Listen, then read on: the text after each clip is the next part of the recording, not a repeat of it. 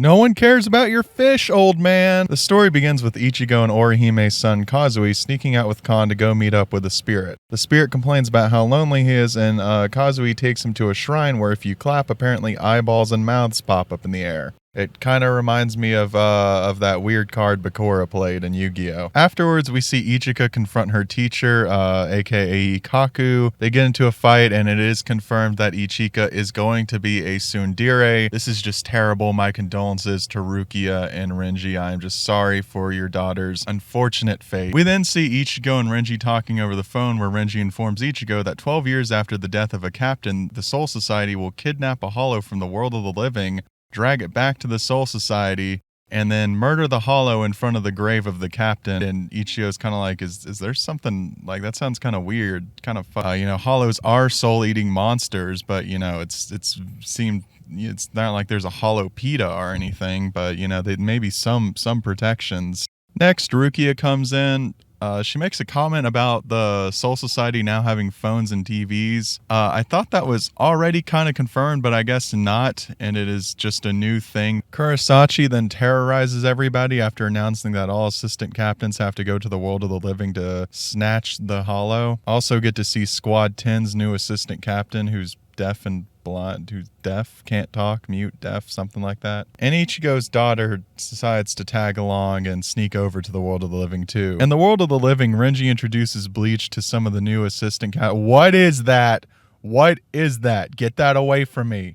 Oh no, she's Yanomaru's assistant captain. That definitely is not going to result in some weird stuff being drawn online. A hollow nearly kills Renji and Ichigo, but Renji's daughter points it out. Then these weird looking hollows that just have massive holes on their body pop up and start assaulting the assistant captains. This is when we just get to see some absolutely brutal stuff happen. Oh my gosh, like this is just the new assistant captains, like their Zanpakuto and abilities are just downright brutal. Oh my god. Really almost do not want to see a continuation, because after 1,000-Year Blood Arc, Kubo really made it clear that gore wasn't bothering him anymore. So I just don't want to see where any of this is going to go. A chain grabs Renji and the worst villain reveal ever happens. Not saying that this is a bad villain to choose. It's just like, his name is so stupid. It was so hard to get past that one panel. But yeah, him and Ichigo get into it.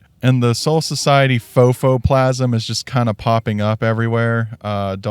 Phosphoplasm. I was saying it wrong. Okay.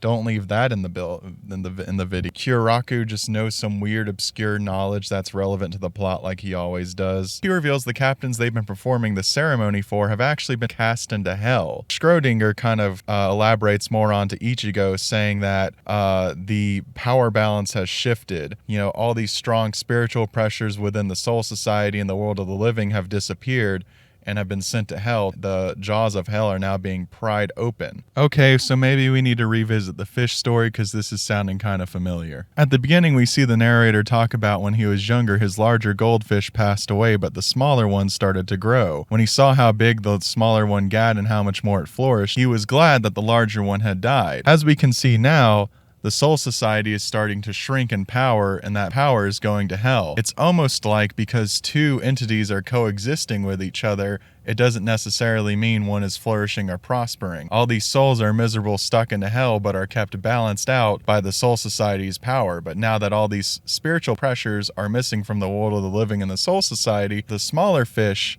hell, can start to grow. Soup Kitchen acts like the fight's just getting started when Ukitake's blade suddenly pierces him and starts to drag him back into hell. Ichigo's like, wait, the fight just started, what's going on? And Summer Solstice alerts him that, oh yeah, you actually did just massacre the beasts of hell, which were hollows in front of Ukitake's eyes, the eyes being the badge that Ukitake gave Ichigo. Afterwards, Smosh.com then asks Ichigo one parting question: why do you think the butterflies that guide the Soul Reapers have hell in their name?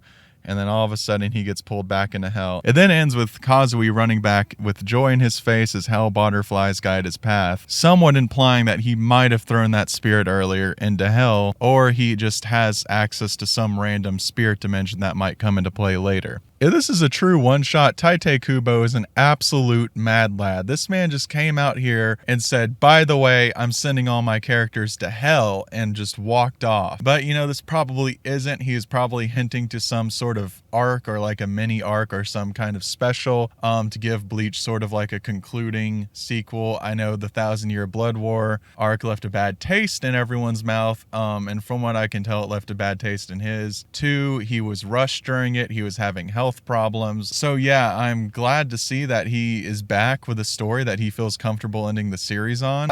I personally didn't like hate the 1,000-Year Blood War arc, but it had some moments in it where you could tell, yeah, this isn't his best. Like, we've seen what he can do. We've seen his art. We've seen his storytelling. I'm not saying he's like some, you know, next level genius author, but he can definitely put out something better and at least more entertaining than this. That was the thing. Like, say what you want about Bleach, you know, call it corny, edgy, just super shonen-y, but it was entertaining, and I think that was sort of the issue with the 1,000-Year Blood War arc, is it just wasn't that entertaining. So and this one shot was. I'm very excited if this is what he has coming out, and yeah, hope that he just does well. So anyways, talk to you guys later. Thanks for watching.